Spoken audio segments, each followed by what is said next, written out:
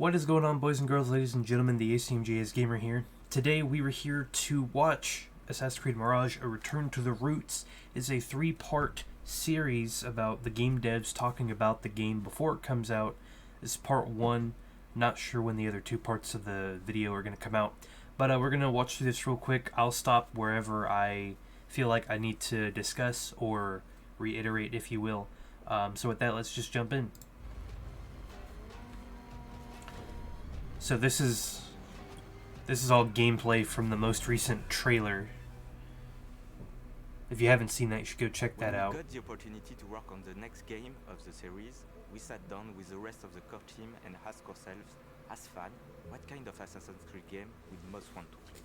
Many of us felt the desire to revisit some of the old imagery, narrative theme and gameplays that made us fall in love with the series. After 15 years of journeys across the ages, from the Third Crusade with Altair to the Viking expansions with Ivor, we wanted to go back closely to where it all began and pay homage to the beginnings of Assassin's Creed. Coming off Valhalla, we started to explore the idea of introducing a new playable hero, Basim, and creating an experience that is a love letter to the origins of the franchise. Coming-of-age story with revamped mechanics to bring the feel of the early games into the modern day. We are going back to the Middle East, but this time in 9th century Baghdad, 300 years before the time of Altair. We are telling the story of Basim and how he became a master assassin.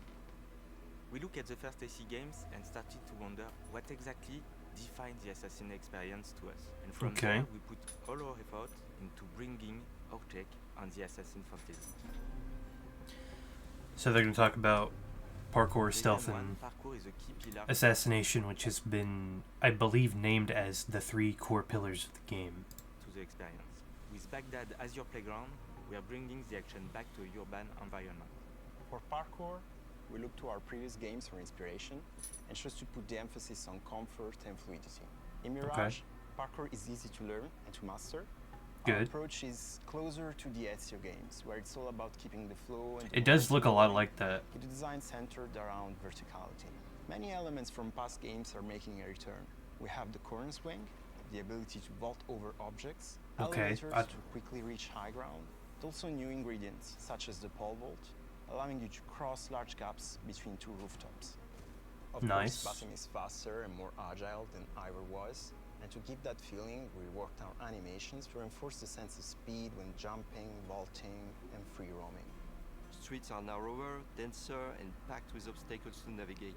By choosing the right path through the environment, you can move from state. By choosing the right path through the environment. So here, I like the screenshot. We get the staircase, we get the level over on the right. The red exclamation mark looks like it'll be a detection system. It looks like we have a similar waypoint style to Origins, which looks good. I like that. You can move from street level to the rooftops in a blink of an eye. Which is good. Useful skill for any assassin. Of course. Moving on to stealth already. All right. The focus of Mirage is stealth. We want players to work in the shadows, plan their next move, strike, and then vanish. There are more ways to assassinate, with new killing animations, some leveraging a stealthy approach, others delivering a violent killing blow. It's a pretty cool move. We also have direct throwbacks to the first games with moves like the bench assassination that you might recognize. No way. Or the kill from the rooftop gardens, an old favorite of Altair.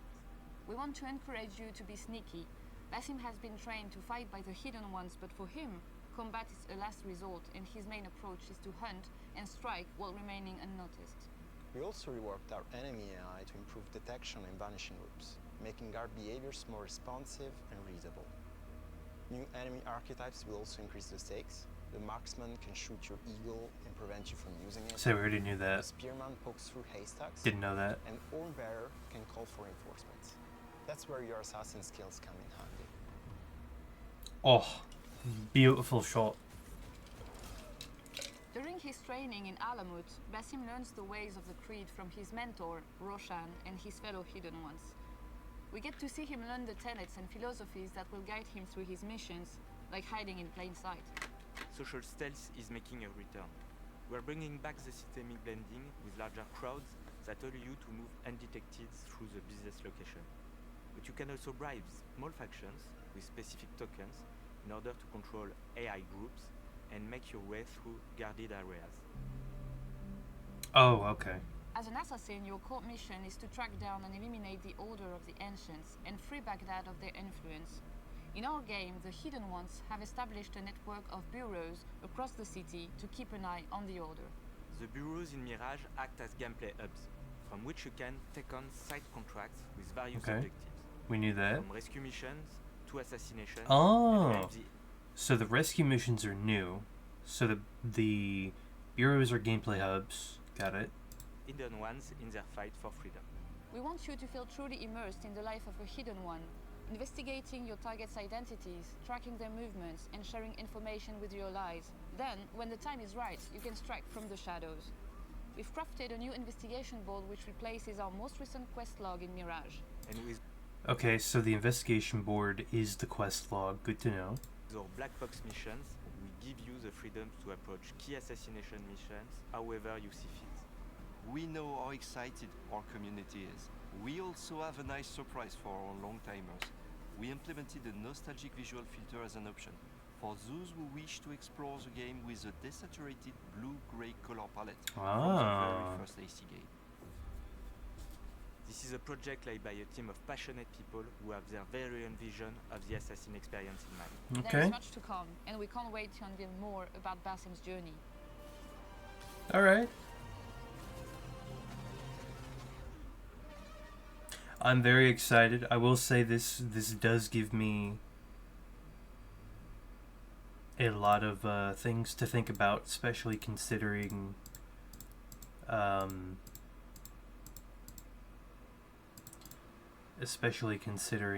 I was very worried. So, with that being said, it's very interesting. They did allude or add some things that were not previously known or that weren't confirmed. So, very interesting. Still something that we have yet to see the actual combat of the game, whether or not it's more of an Origin style, whether it's more of a Valhalla style, we don't know. So with that being said, thank you guys for watching. I'll see you guys in the next video. I'm not entirely sure when that will be. I can tell you that I was live yesterday for Summer Games Fest. There wasn't really anything there for me except for Alan Wake 2. But besides that, it was kind of a waste. But that does not stop me from live streaming. We have a whole couple of days ahead of us, actually, of streaming. Sunday is going to be the Bethesda Xbox conference, if you're not aware. The Xbox conference. Hopefully we'll see Fable and or Indiana Jones, and immediately following that will be Starfield, which I'm very excited for, and then even the day after will be the Ubisoft event, which hopefully we will see a full-on demo of Mirage. But thank you guys for watching. I'll see you guys next time. Check me out in the live stream Sunday. I'm not sure what time, but turn on those notifications, you'll find out. I'll see you guys next time. Peace.